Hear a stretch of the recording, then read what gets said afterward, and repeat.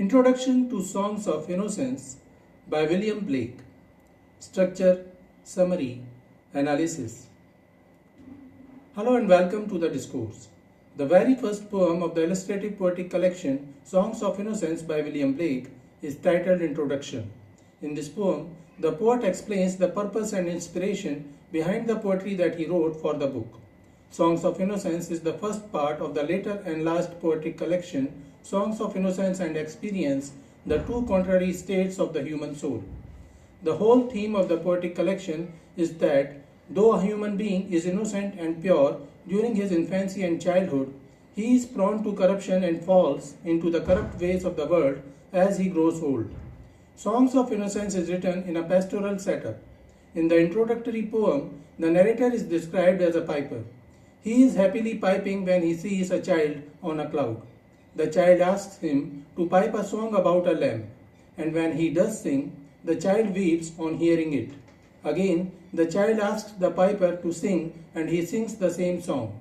The boy begins laughing with joy. The boy then demands that the narrator write his songs down so that every child may joy to hear them. Such fluent, creative joy, the poem suggests, is part of what innocence is all about.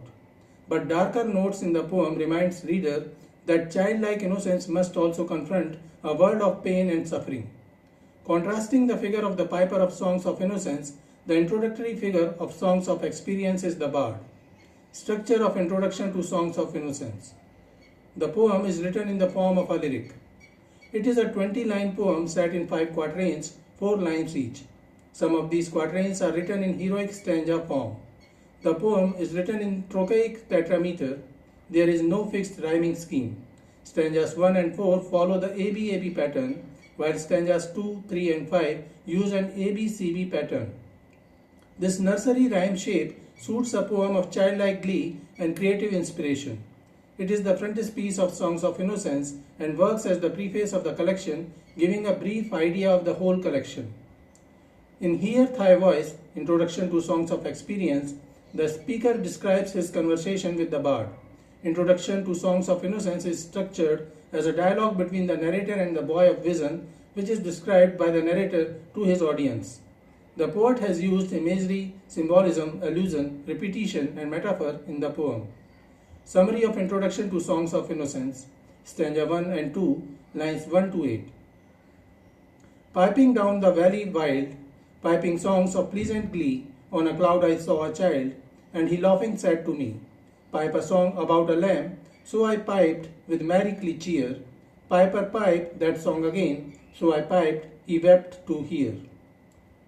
The poet envisions himself as a shepherd who happily pipes the songs of happiness down the valleys wild. While doing so, he sees a vision of a boy sitting on a cloud. The poet feels that the child is admiring the song he is piping. The boy requests the shepherd to pipe another song about a lamb. Blake used allusion here. The lamb also refers to God, alluding to the innocence and sacrifice made by Jesus Christ on the cross. The valleys wild symbolizes the poem's rural, rustic, pastoral setting. The piper was happy finding an audience, so he piped the song cheerfully. The boy asked him to pipe the song again, and the piper obliged. But this time, the boy was sad as he thought about the sacrifice made by Jesus Christ on the cross. Stanza 3, lines 9 to 12. Drop thy pipe, thy happy pipe, sing thy songs of happy cheer. So I sung the same again, while he wept with joy to hear. The narrator gets enchanted by the boy of vision. The boy requests again to sing the song about the lamb. He asks the piper to drop his pipe and sing his songs of happy cheer. The shepherd realizes the divine nature of the boy from vision, and he immediately obeys the request made by the boy. When the piper sings the song of lamb, the child weeps again, but this time it is the cry of joy. The boy is too happy by the beauty of the song. Stanza 4, lines 13 to 16. Piper, sit thee down and write in a book that all may read. So he vanished from my sight, and I plucked a hollow reed. In the stanza 1 to 4, the narrator explains the inspiration and purpose of his writing the songs and poems that he wrote for the collection. He describes his conversation with the boy of vision. that he saw sitting on a cloud.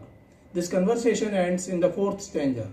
The boy, after hearing the cheerful song of the piper, suggests him that he should sit down and write the songs he has created. The child suggests that he write them down in a book that all may read. The purpose is to spread the innocence and pity of these songs to a greater audience. The piper obliges again. The piper picks a hollow reed to use it as a pen.